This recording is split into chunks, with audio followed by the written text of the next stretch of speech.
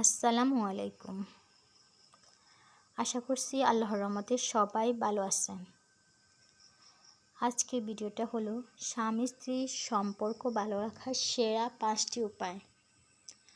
সব বিবাহিত দম্পতি তাদের বিয়ের বন্ধন শক্তিশালী করার জন্য প্রয়োজনীয় পরামর্শের খোঁজ করেন।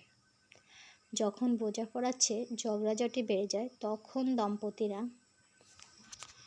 সাধারণ বিয়ে সংক্রান্ত উপদেশ মেনে সমস্যা সমাধানের জন্য যথাসাধ্য চেষ্টা করেন, বিশেষ করে যদি সমস্যাটি বড় এবং জটিল হয়।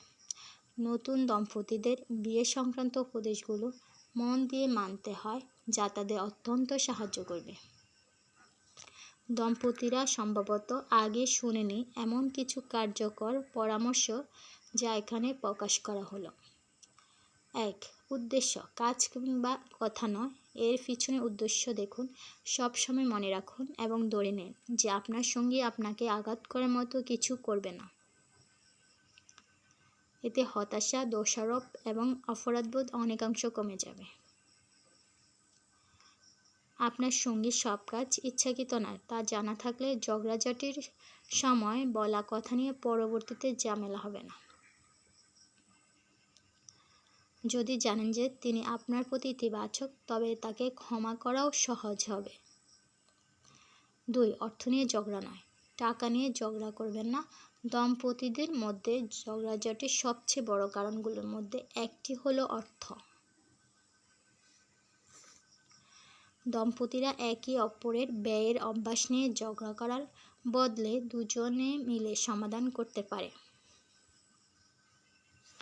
এতে দুজনেরই কিছু কিছু ছাড় দিতে হতে পারে, তবে দিন শেষে সম্পর্ক সুন্দর থাকবে একে অপরকে যদি কিছুটা ছাড় দিয়ে চলে। কৃতজ্ঞতা দেখাতে হবে। দম্পতিদের একে অপরের প্রতি বেশি বেশি কৃতজ্ঞতা প্রকাশ করতে হবে।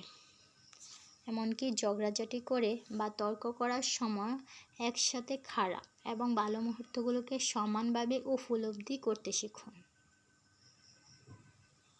এটি বুঝতে সাহায্য করে।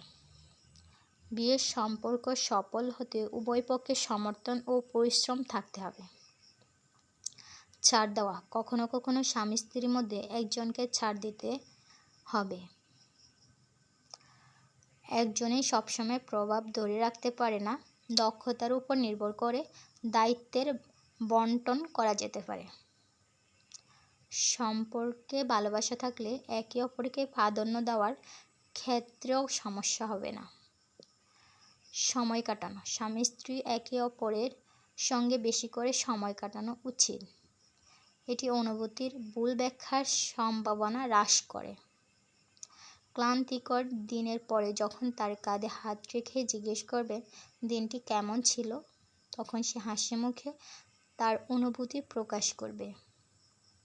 এই অভ্যাসটা দুজনের মধ্যে হতে হবে, তাহলে সম্পর্কটা সুন্দর হবে। সকল দম্পতিদের এই 5টি উপদেশ মেনে চলার তৌফিক দান করুক, আমিন।